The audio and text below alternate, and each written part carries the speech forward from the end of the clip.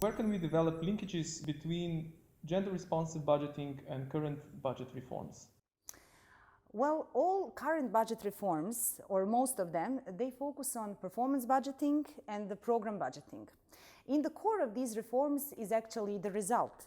So transformation from inputs to the real results and to what we achieve with the funds. Gender budgeting in this context adds one very important dimension, and that is the dimension of understanding the beneficiary, understanding the real impact of the results. So I think that's actually the same reform. The modern PFM reforms and gender budgeting are one reform. Just gender budgeting adds a little bit more depth and a little bit better understanding of the real beneficiaries of the funds. Why is it important to integrate gender considerations into budget reforms? Because only by integrating the information about the real needs, about the real priorities, we can really plan well.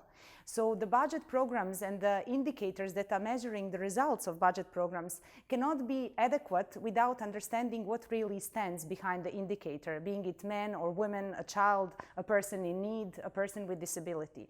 So this is very important qualitative component the gender budgeting brings to the budgeting, or that gender brings to the budget planning. How can introduction of gender-responsive budgeting be a duty of ministries of finance? Well, this is a difficult question. There are many actors that are involved in gender-responsive budgeting, just as there are many actors that are involved in budget preparation. Ministry of Finance, of course, has the leading role, not only for the methodological recommendations, but also for the monitoring of indicators and the results of the budget programs. I think the Ministries of Finance role, as it is very crucial, can only be preserved as such if gender budgeting is integrated within all PFM reforms, whether it's performance budgeting, program budgeting, or any other budget reform.